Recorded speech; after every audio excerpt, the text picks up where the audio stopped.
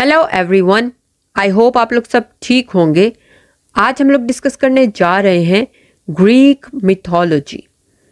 Greek mythology mythology किससे कहते हैं? मिथोलॉजी एक्चुअल में मन घड़त कहानियों के एक झुरमुट को कहते हैं। वो मन घड़त कहानियाँ, वो बिलीव्स जो लोगों को बताए जाते हैं, उनके पीछे शायद कोई रियलिटी नहीं होती, लेकिन वो मन घड़त होती हैं, वो कहानियाँ होती हैं, वो टेल्स होती हैं, वो बिलीव्स होते हैं। इन्हें हम मिथोलॉजी कहते हैं। और ग्रीक मिथोलॉजी भी ऐसा ही कुछ है। ये एक्चुअल में वो स्टोरीज हैं, वो बिलीव्स हैं जो ग्रीक एंशियंट ग्रीक के टाइम पर बनाई गई, लोगों को ये बताने के लिए कि दुनिया बनी कैसे, यूनिवर्स के बनने के पीछे की मिस्ट्री क्या है, ह्यूमन नेचर क्या है, कल्चरल ट्रेडिशंस क्या है। इन चीज़ों को एक्सप्लेन करने के लिए एंशियंट ग्रीक के टाइम पर कुछ कहानियाँ बनाई गई, कुछ बिलीव्स बनाए गए, जिन्हें हम आज ग्रीक मिथोलॉजी का नाम देते हैं।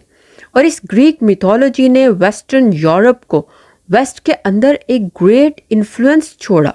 लिटरेचर पर, आर्ट पर, फिलॉसफी पर हम इसका बहुत ज़्यादा इन्फ्लुएंस देखते हैं। तो ये है ग्रीक मिथोलॉजी, जो स्टोरीज के, बिलीव्स के एक झुरमुट को कहते हैं हम। अब इस ग्रीक मिथोलॉजी का ओरिजिन कहाँ से हुआ, ये स्टार्ट कहाँ से हुई?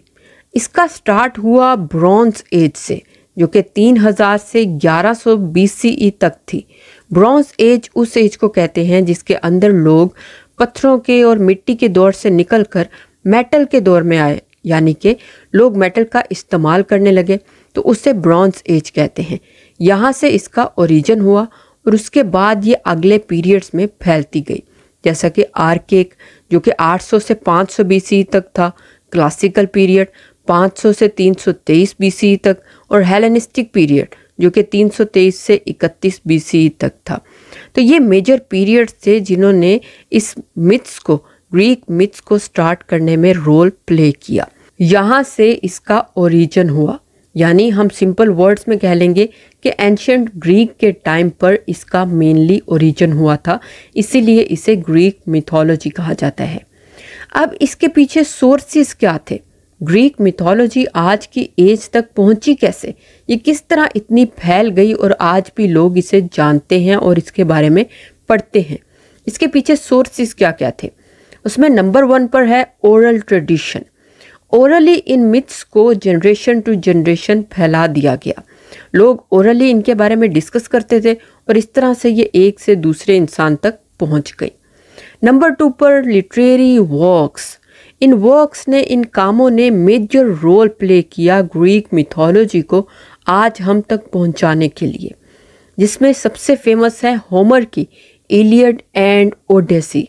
ये एपिक पोइम्स हैं और इनके अंदर ट्रोजन वॉर के बारे में डिस्कस किया गया है। ओडेसिस जो कि ग्रीक हीरो है, उसके बारे में डिस्कस किया गया है। उसके अलावा हेसियड जो कि एक ग्रीक पोइट थे, उनके famous works Theogony and works and days, इनके अंदर ग्रीक गॉड्स के बारे में डिस्कस किया गया है। उसके अलावा फेमस ट्रेजेडीज जो कि ग्रीक ट्रेजेडीज के तौर पर जानी जाती हैं, जिसमें एस्किलस, सोफोक्लिस, यूरिपिडिस, इनके ड्रामास आज भी हम पढ़ते हैं और उनको डिस्कस करते हैं। तो ये ग्रीक ट्रेजेडीज थी, इनके अंदर ग्रीक मिथोलॉजीज को डिस्कस किया गया, यूज़ किया गया। और उसके अलावा वैस, ये जो हम देखते हैं गुलदान, तो पुराने ज़माने में गुलदानों के ऊपर पेंटिंग्स की जाती थी, तो ग्रीक मिथ्स को उन पेंटिंग के ज़रिए उन गुलदानों के ऊपर ड्रॉ किया जाता था, जो आज भी हम देखते हैं कई म्यूज़ियम्स में पड़े हुए। उसके अलावा कई स्कल्पचर्स होते थे, मुजस्मे होते थे। तो इस तरह से ये सोर्सेस थे मेनली ग्रीक मिथोलॉजी को आज हम तक पहुंचाने के लिए, कि हमें ओरली बताया गया, लिटरेरी वर्क्स के थ्रू हमने पढ़ा, उसके अलावा हमने कई स्कल्पचर मुजस्मों के थ्रू पढ़ा। हम कई मुजस्मे म्यूज़ियम्स में देखते हैं जो कि ग्रीक मिथ्स को एक्सप्लेन कर रहे होते हैं, उनकी वजाहत कर रहे होते हैं। तो ये थे मेनली सोर्सेस ग्रीक मिथोलॉजी के। ग्रीक मिथोलॉजी स्टोरीज के अलावा बिलीव्स भी थे। ये एक्चुअल में रिलीजियस और कल्चरल रोल भी प्ले करते रहे हैं। एंशियंट ग्रीक के टाइम पर ग्रीक गॉड्स को बहुत ज़्यादा पूजा जाता रहा है, उनकी पूजा की जाती रही है, उनकी इबादत की जाती रही है। जैसा कि फेमस रिचुअल पैनाथेनिया जो कि ग्रीक गॉडेस एथेना के ऑनर में मनाया जाता था। इस तरह के और भी फेस्टिवल्स होते थे। तो ग्रीक टाइम में इन गॉड्स को पूजा जाता था, इनकी इबादत की जाती थी। तो ग्रीक मिथ्स का रिलीजियस रोल भी है और कल्चरल रोल भी है, यानी कि ये सिर्फ स्टोरीज तक लिमिटेड नहीं है।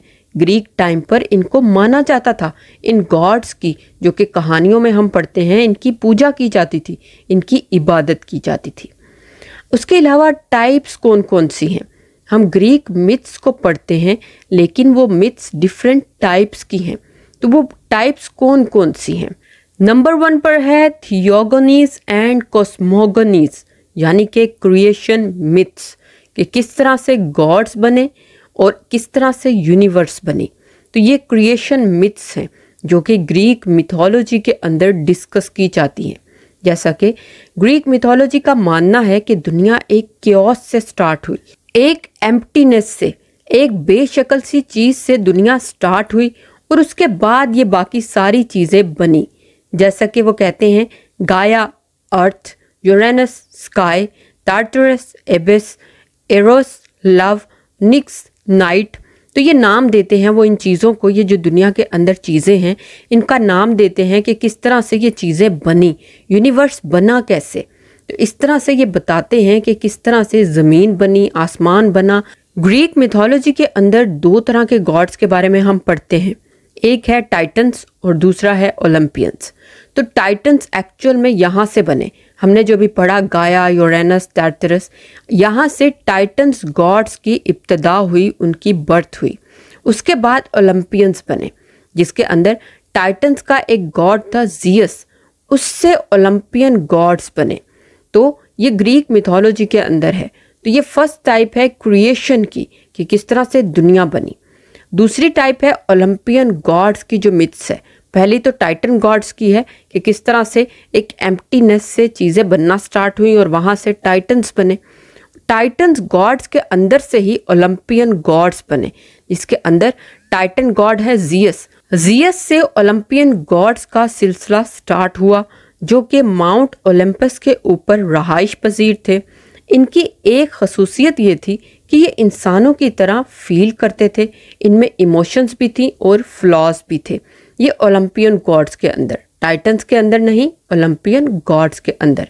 ये 12 देवताओं का एक झुरमुट है, जो कि ओलंपियन गॉड्स के तौर पर जाने जाते हैं, जो कि हैं नंबर 1 पर Zeus, then Hera, then Poseidon, Hades, Athena, Apollo, Artemis, Ares, Aphrodite, Hephaestus, Hermes, डायनेसिस।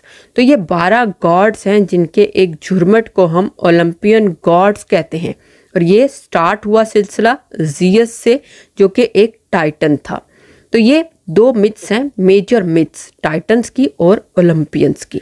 Third type है हीरोइक मिथ्स। अब ग्रीक मिथोलॉजी के अंदर हम कई हीरोज के, कई लेजेंड्स के डीड्स को पढ़ते हैं और उनके ज़रिए कई चीज़ें भी सीखते हैं हम। जैसे कि हरक्यूलिस को हमने लिटरेचर में बार बार पढ़ा है और इसके बारे में सुना भी है। उसके अलावा पर्सियस, थेसियस, एक्किलीस, ओडेसियस। तो ये बहुत सारे हीरोज़ हैं, ग्रीक हीरोज़, जिनके डीड्स के ऊपर एक कहानी बनाई जाती थी, जो कि दुनिया को दिखाई जाती थी। यानी कि ग्रीक मिथोलॉजी के अंदर ये कुछ हीरोज़ हैं, और भी बहुत सारे हैं जिनके डीड्स पर, जिनके कामों पर, मतलब ये कि कोई हीरोइक काम उन्होंने सर अंजाम दिया, उससे रिलेटेड कहानियाँ बनाई जाती थी। तो ये हीरोइक मिथ्स भी ग्रीक मिथोलॉजी के अंदर बहुत फेमस हैं।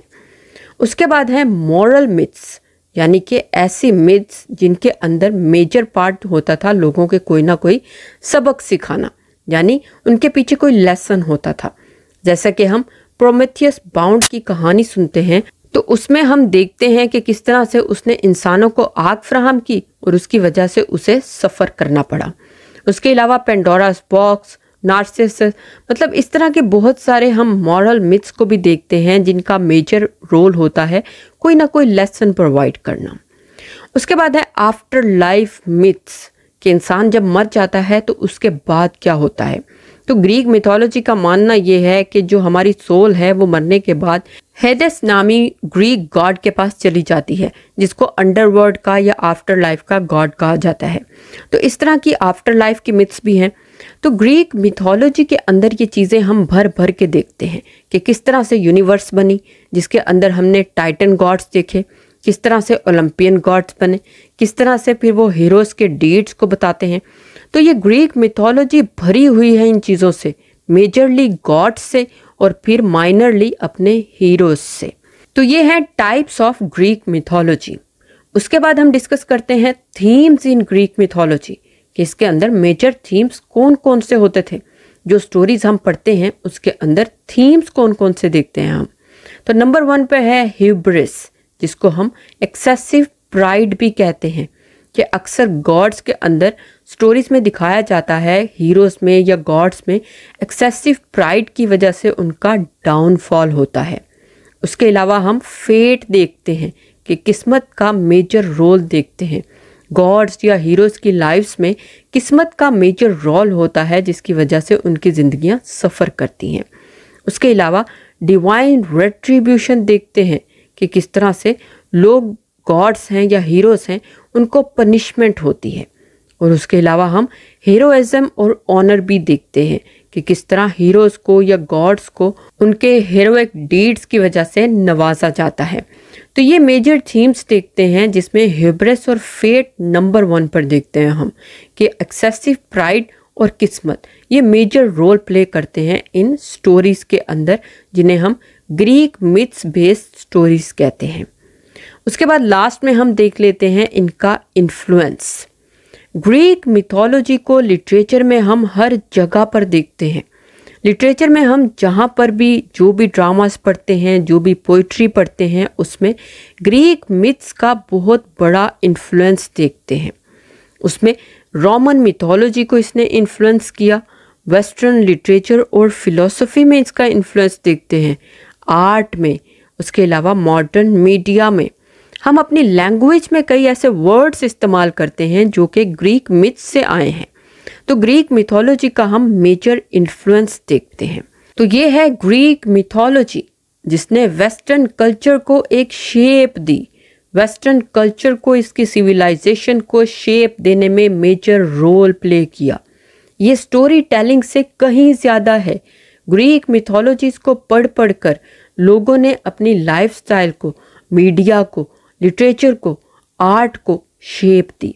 तो ग्रीक मिथोलॉजी सिर्फ स्टोरी टेलिंग नहीं है, ये वेस्टर्न कल्चर और सिविलाइजेशन को इस हद तक पहुंचाने में मेजर रोल प्ले करती है। तो ये था ग्रीक मिथोलॉजी, जो कि हम हर जगह पर पढ़ते हैं। एंशिएंट ग्रीक के टाइम पर इनको लिखा गया, इनको सुनाया गया, लेकिन आज तक हम इनके बारे में पढ़ते हैं। तो उम्मीद है आपको समझ आई होगी ग्रीक मिथोलॉजी की। आज के लिए इतना ही। मैं मिलूंगी अपनी नेक्स्ट वीडियो में। तब तक के लिए खुदा हाफिज़।